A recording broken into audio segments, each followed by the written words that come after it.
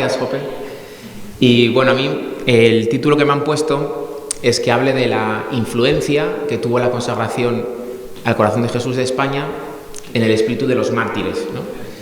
Si os fijáis, pues fue 17 años antes del inicio de la Guerra Civil, la consagración de España al corazón de Jesús. Si os fijáis, pues muchos de los mártires pues que de aquella persecución pues tenían esos 18 años, 20 años, 25 años, es decir, que cuando se hizo esta consagración eran niños, ¿no? Entonces voy a intentar en esta breve ponencia, que intentaré no retrasar todavía más el ritmo del Congreso, pues explicar un poco cuál era este espíritu que estos mártires, cuando eran niños, vivieron en sus casas, ¿no? E intentar entender qué es lo que tenían en el corazón cuando ellos gritaban «Viva Cristo Rey», ¿no? Es curioso que lo que se les pasaba por la cabeza en el momento indudable de su santidad, porque bueno, la vida de las personas puede tener momentos de duda, ¿no? De si con 15 años ya era santo, es imitable en lo que hizo con 15 años, o con 20 o con 30, discutible, ¿no? Pero desde luego lo que hace un santo en el momento de la muerte, ¿no? Eso es lo realmente imitable y lo que sin duda es lo que estaba siendo movido por el Espíritu Santo, ¿no? Entonces quisiera que entrar un poco en el espíritu que tenían estos mártires cuando gritaban «Viva Cristo Rey». Para ellos, ¿qué significaba eso, ¿no? ¿Qué es lo que querían expresar con ello, ¿no? Hace poco, en el congreso que hubo en el Cerro de los Ángeles, uno de los ponentes dijo que el demonio tiene mucho interés en que no se hable en la Iglesia de la devoción al corazón de Jesús. Y yo creo que muchas veces uno de los intentos del mal espíritu es que no se hable o nublar este espíritu, mezclarlo con otras cosas, ¿no? Para que la gente entienda algo diferente de lo que es, ¿no?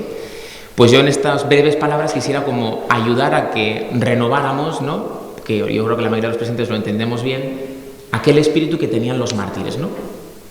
Entonces, ¿de dónde sale esta idea de la realeza de Cristo? ¿De dónde sale este grito de «Viva Cristo Rey»?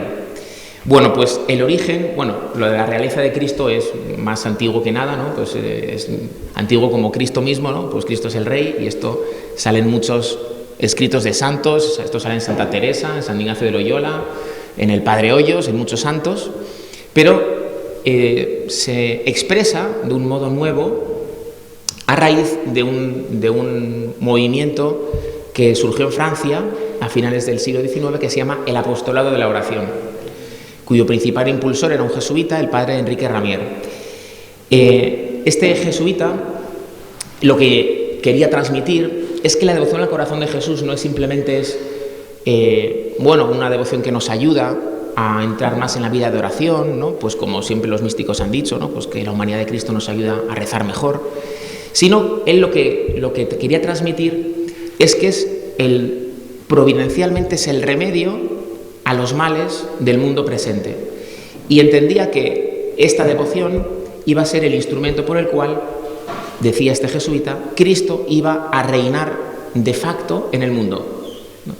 Esta idea que él transmitía no es que se le inventara a él, ¿no? Sino que él la transmitía reflexionando sobre lo que el mismo Señor le había dicho a Santa Margarita María. Le había dicho que la devoción al corazón de Jesús sería como una nueva redención. Quería renovar en la Iglesia la obra de la redención. Y esto, como lo entendía el padre Ramier, no es que Cristo vuelva a morir en la cruz, sino le entendía, el Señor lo que pide a la Iglesia es que cada cristiano, uniéndose al ofrecimiento al Padre del corazón de Cristo, uniéndonos a este ofrecimiento, ¿no? Que se realiza sobre todo en la cruz, pues renovaría la Iglesia, ¿no? En el mundo la obra de la redención, ¿no? Bueno, no me quiero enrollar mucho con cuestiones teológicas, pero me parece importante esta idea del padre Ramier de que la devoción al corazón de Jesús se ordena a esto, ayudar a que los fieles se unan a Cristo en la obra de la redención, ¿no?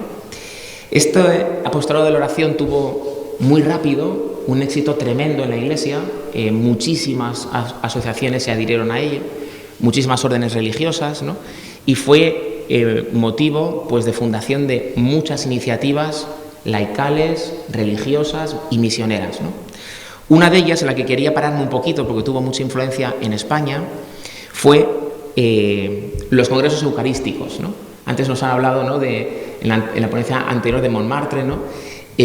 que me ha gustado mucho el dato que nos han dado, ¿no? De la adoración ininterrumpida de la Eucaristía en Montmartre desde 1885, ¿no? Estos congresos eucarísticos nacieron de una mujer que estaba en una peregrinación en Paray-le-Monial, ¿no? Que es el lugar de las apariciones del corazón de Jesús a Santa Margarita, y allí en oración escuchó que el Señor le decía: Francia se salvará por la Eucaristía, ¿no? Claro, es lógico que los católicos franceses estén adorando la Eucaristía ininterrumpidamente desde entonces, ¿no? Francia se salvará por la Eucaristía. Y entonces ella inició una obra que eran los congresos eucarísticos, ¿no? Primero nacionales, ¿no? Que empezaron el primero fue en Aviñón, Aviñón o Lille me parece, ¿no? Bueno, ya me lío con los datos, sí, el primero fue en Aviñón y fueron creciendo, eran unos congresos que tenían una parte pues como teológica, de ponencias, pues como este, ¿no? Y una parte más de pues cultural, de procesiones, de adoraciones eucarísticas. Y estos congresos llegaron también a España. Se hizo el primero en Valencia en el año 1893 y en ese primer congreso eucarístico nacional español en Valencia se consagró España al corazón de Jesús por primera vez. Y unos años después tocó en España un congreso internacional, eucarístico internacional, que fue en Madrid en 1911. Estos congresos no solamente querían hablar de la Eucaristía, ¿no? Estaban muy impregnados del espíritu del apostolado de la oración, ¿no? Y entonces eran congresos donde se quería subrayar mucho el culto público a la Eucaristía. Eran unos congresos que querían como subrayar la realeza de Cristo en la Eucaristía.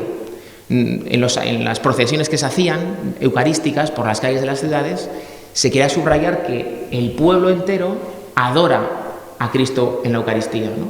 No solamente cada uno de los fieles, sino el pueblo entero le adora, ¿no?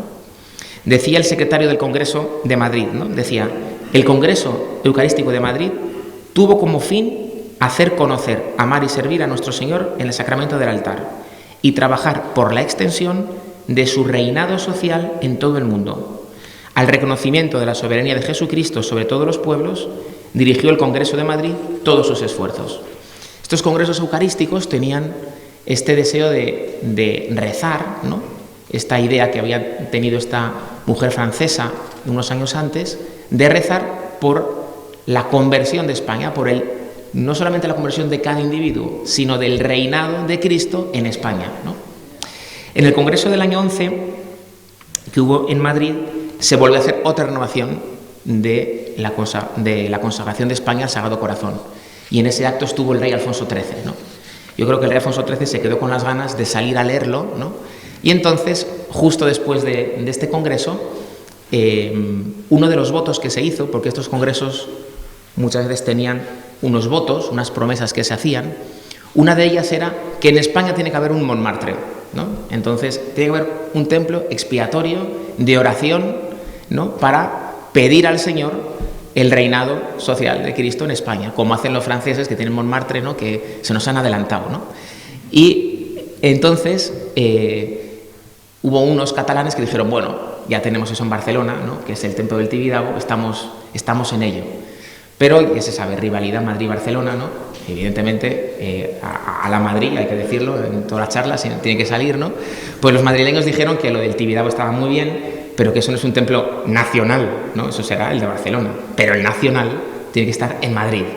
Y entonces al principio se les ocurrió hacerlo en la cripta de la Almudena, pero después se retomó una iniciativa que estaba pues de mucho tiempo atrás, de hacerlo en el centro geográfico de España, que era en el Cerro de los Ángeles. Y entonces se empezó a cristalizar la idea de hacer un templo allí, ¿no? Dedicado al corazón de Jesús, que, como ya saben, porque durante este año hemos oído hablar mucho de ello, ¿no?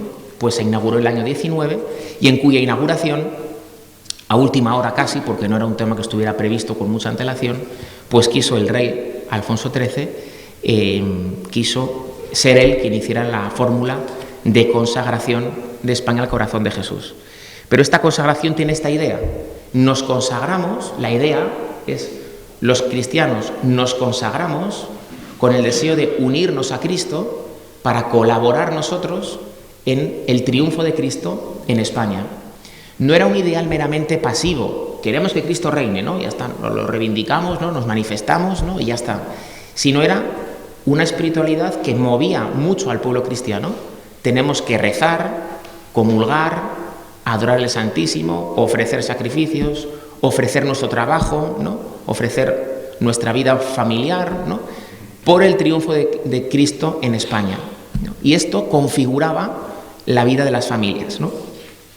Fue clave que una de las conclusiones de aquella consagración de España al corazón de Jesús fue renovar en los hogares españoles una campaña de entronización en las casas del Sagrado Corazón de Jesús, ¿no? Yo vengo de hacer una ahora mismo, he llegado un poco justo a esta conferencia porque vengo de hacer una en una casa, ¿no? Aprovechando que vienes a Madrid, ¿no? Y entonces ya he ido a consagrar una familia Corazón de Jesús. Bueno, pues esto, después del año 19, se hicieron a miles en España, miles. De modo que en todas las parroquias se predicaba sobre consagra tu familia al Corazón de Jesús. En miles de hogares cristianos, ¿no? Los niños de 7 años, ¿no?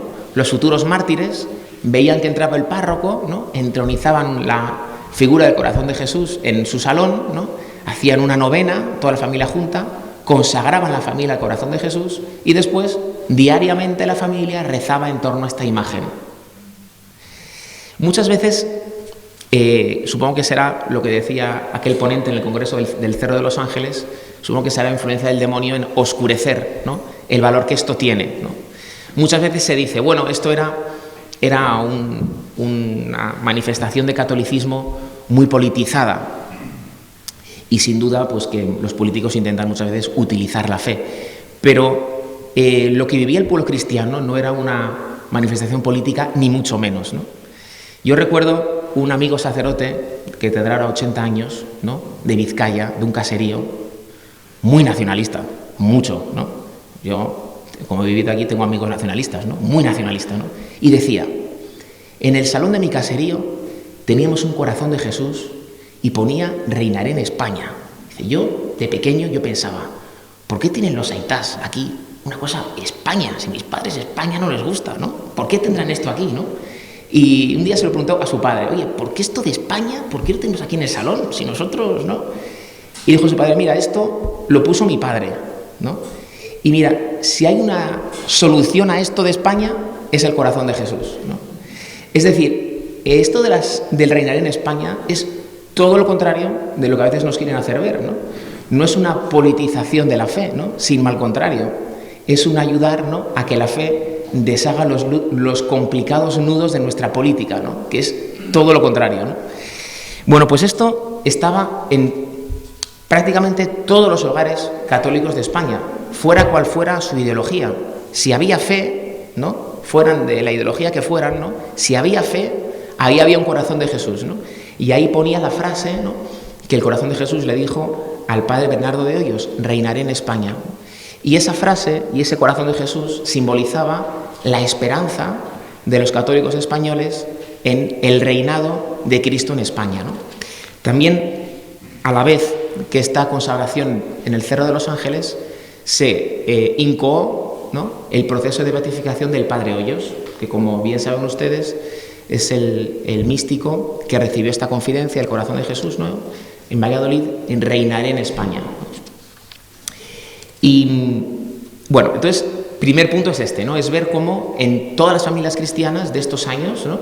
Los mártires, este congreso lo organizan la Asociación de Mártires de Barbastro, ¿no? Los mártires de Barbastro, pues que los más jóvenes tienen 18 años, ¿no? Los más mayores 40 y pico, 50, pues en sus familias mamaron esto, ¿no?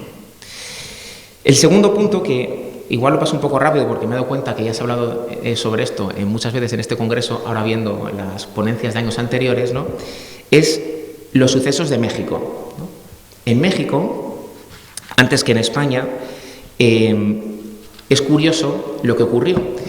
Es verdad, bueno, en el año 13, los obispos mexicanos, es decir, estamos hablando de 12, 13 años antes de la encíclica Quas Primas, que instituye la fiesta de Cristo Rey, en el año 13 los obispos mexicanos le piden al Papa permiso para consagrar a Cristo Rey el país, y el Papa se lo da, y hacen una consagración de Cristo Rey al país, ¿no? Y se empezó en el año 14, un poquito antes que en España, esta campaña de entronizar en los hogares cristianos de México el Sagrado Corazón. Es una historia paralela, ¿no?, en México que en España, ¿no? Y se decidió, en esto, a imitación de España, en hacer un monumento tipo Cerro de los Ángeles en el Cerro del Cubilete, ¿no? Y bueno, no voy a enrollarme hablando de lo que pasó en México, pero bueno, de todos he sabido que se inició una persecución religiosa y como se había consagrado México a Cristo Rey, ¿no?, se llamó de modo despectivo a los cristianos de México por parte del gobierno los Cristo Reis o cristeros, ¿no? Y el grito de los católicos mexicanos era ¡Viva Cristo Rey! Y este grito simbolizaba lo que ellos vivían, ¿no?, de el deseo del triunfo de la realeza de Cristo en México. Pero me quería detener sobre todo, más que hablar de México, ¿no?, de cómo en España comenzó a hablarse y a vivirse lo que estaba pasando en México. Cómo muchas de las cartas pastorales de los obispos españoles a finales de los años 20 era hablando de los católicos mexicanos. Y cómo muchos de los obispos españoles, en sus cartas pastorales, que eso luego, pues evidentemente influye en los predicadores de cada parroquia, y por tanto es lo que acaban escuchando el pueblo cristiano en sus sermones dominicales, muchas de estas cartas pastorales tenían que ver con añadirle un matiz a lo que habían vivido en España unos años antes, ¿no? Y es nuestra consagración al corazón de Jesús, ¿no?, debe tener también un carácter de sacrificio. Y muchos obispos españoles empezaban a hablar, como en México, quizá también nosotros tengamos que unirnos a Cristo en su sacrificio, ¿no?, y también nosotros dar la vida para que se renueven en España los frutos de la redención. Quizá también los católicos tendremos que dar la vida como sacrificio por el triunfo de Cristo en España, ¿no? Y esto, pues tengo aquí puestas, pero como hay que ir un poco rápido, no lo voy a leer, pero muchas cartas pastorales de obispos diferentes que hablan de esto. Quizás el Señor nos pida a los católicos españoles también, como en México, dar la vida en unión con Cristo por la redención de España, por el triunfo de Cristo Rey en España, ¿no? Y especialmente esto se vio con más fuerza cuando llegó la Segunda República a España. Cuando llega la Segunda República, las cartas pastorales de los obispos tenían un tono de un cierto arrepentimiento, ¿no? En algunas cartas pastorales los obispos venían a decir algo así como hemos cometido quizás el error, ¿no?, de pensar que, bueno, como España ya estaba consagrada, pues ya era suficiente, ¿no? Y hemos caído un poquito en el error, decían los obispos españoles, pues de pensar que una religiosidad así más o menos externa bastaba y que eso ya era algo cercano al reinado de Cristo en España. Y cuando llega la República y empieza pues las primeras conatos de persecución, las primeras quemas de conventos, las primeras, ¿no?, discursos incendiarios de verdad de los políticos, que antes ya había algunos, pero no tanto, ¿no?, los obispos en sus cartas pastorales hablan, ¿no?, y incluso hay una carta al Papa que le escriben, ¿no?, a ver si la encuentro por aquí, que esta cita sí que era bonita, ¿no?, una carta al Papa de los obispos que decían, ¿no?, que hablan de un desengaño que tienen los obispos, ¿no? Dicen: el oficialismo de la religión durante el pasado régimen favorecía ciertamente la apariencia externa de la España católica, pero a través del Estado legal se notaba generalmente menos que el pueblo se apartaba de la Iglesia. La tradición social del catolicismo deslumbraba en las solemnidades y procesiones, pero el sentimiento religioso no era profundo y vital. Las organizaciones militantes escasas. El espíritu católico, y esta es la gran frase, no informaba de verdad y con constancia la vida pública, ¿no? Entonces, en el momento de la persecución, los obispos españoles como que ven más claro, ¿no?, que el reinado de Cristo no son procesiones simplemente y manifestaciones externas de la fe, sino que España está muy lejos de este reinado social de Jesucristo, ¿no? Fijaos que cuando se consagra España al corazón de Jesús pone reino en España, ¿no? Y los obispos lo que vienen a decir es, bueno, lo de reino, igual que volver a poner reinaré, ¿no? Igual lo de reino todavía no está claro, ¿no? Está la república y tal, ¿no? Todavía no está claro. Y los obispos animaban en sus pastorales a decir, los cristianos tenemos el deber de unirnos ahora sacrificialmente, ¿no?, a Cristo por la salvación de España, ¿no? También, de un modo paralelo a esta mujer francesa, la que inspiró los congresos eucarísticos en Francia, Émilie Tamisier, pues también en España hubo una mujer que tuvo algo parecido, no en Parelemonial, pero sí en su Carmelo, que es Santa Maravillas de Jesús, que escuchó del Señor una frase parecida, ¿no? Si la versión francesa es España se salvará por la Eucaristía, la versión española era España se salvará por la oración, ¿no? Pero al final es parecido, porque cuando adoras la Eucaristía rezas, o sea que al final no hay tanta diferencia, ¿no? Y también por ello pues quiso fundar el convento de Carmelitas en el Cerro de los Ángeles, ¿no? Y todas estas ideas, ¿no?, iban calando en el espíritu de las familias cristianas, ¿no?, en el espíritu de los seminarios. Esto es lo que se vivía en España, ¿no? Y como digo, pues esto, lejos, muy lejos de ser una manifestación política, era todo lo contrario, ¿no? Era todo lo contrario a un conformismo con un reinado externo de Cristo meramente institucional. Era exactamente lo contrario. Es decir, este grito de Viva Cristo Rey era casi una reacción a eso. Era una reacción a un cristianismo externo, aparente, burgués, de costumbres más o menos externas, ¿no?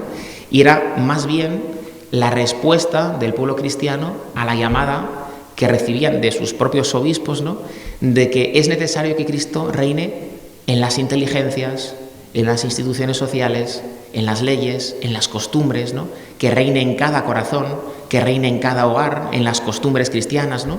Y como estamos muy lejos de ello, los cristianos debemos de ofrecernos en sacrificio con Cristo. Por tanto, cuando los mártires gritaban Viva Cristo Rey, ¿no?, esto no era una consigna de una forma política o algo por el estilo, sino era el deseo de unirse en sacrificio a Cristo. Este grito de Viva Cristo Rey era expresión de lo que estaban haciendo, no de otra cosa, ¿no? Era expresión de yo muero, me sacrifico, unido al corazón de Cristo, que se sacrificó por mí antes, ¿no?, y me uno a su ofrenda por su triunfo en el mundo, ¿no? Esto es como la esencia de lo que, el núcleo de lo que los mártires estaban viviendo durante esta persecución. Y yo creo que esto es algo que es muy actual, que también nosotros hoy vivamos, ¿no? Nosotros no sabemos si seremos perseguidos. Desde luego las circunstancias externas de ahora no son, desde luego, mucho mejores que las de la República, ¿no? Desde luego, como no soy profeta, no puedo decir si va a ser el martirio de la sangre lo que viviremos, pero desde luego sí que este espíritu que vivían los mártires, ¿no?, de ofrenda sacrificial, unidos al corazón de Cristo, ¿no?, y para ello nos ayuda la adoración eucarística, la devoción al corazón de Jesús, etcétera, etcétera, ¿no?, uniéndonos con Cristo en sacrificio, ¿no?, por el reinado de Cristo en España, ¿no? Y fijaos que el hecho de que llegara la República y hubiera como un cierto desengaño, ¿no?, también había sacado en algunas frases de las cartas pastorales, de cómo algún obispo se preguntaba, oye, lo de reinar en España, que parecía que estaba inminente, ¿cómo se digiere con la persecución de la República, ¿no? Y él decía, bueno, el que las cosas vayan a peor no es señal de que la promesa de Cristo se desvanezca, ¿no?, sino es señal de que llega el momento de que los cristianos nos ofrezcamos con Cristo en la cruz, ¿no? Y esto nos tiene que ayudar mucho también ahora a nosotros, cuando vemos cómo está ahora también nuestro país, Europa, el mundo, ¿no?, para que precisamente es un tiempo para recordar las promesas de Dios, recordar la promesa del corazón de Cristo de que reinará en España, ¿no? Y esto al final se lo ha prometido a muchos países, o sea, que también a Francia, en Europa, en todo, ¿no? El Señor reinará en el mundo. Y es el momento de que el cristiano recuerde especialmente la promesa de Dios en el momento de la dificultad, ¿no? Y de que la actitud del cristiano sea de ofrecimiento de la vida, ¿no?, en sacrificio, con ese matiz, ¿no?, que tenían los mártires, ¿no?, por la salvación de España y por el triunfo de Cristo Rey en España y en el mundo entero, ¿no? Y esto es un poco en resumen rápido, ¿no?, lo que quería transmitiros. Nada más.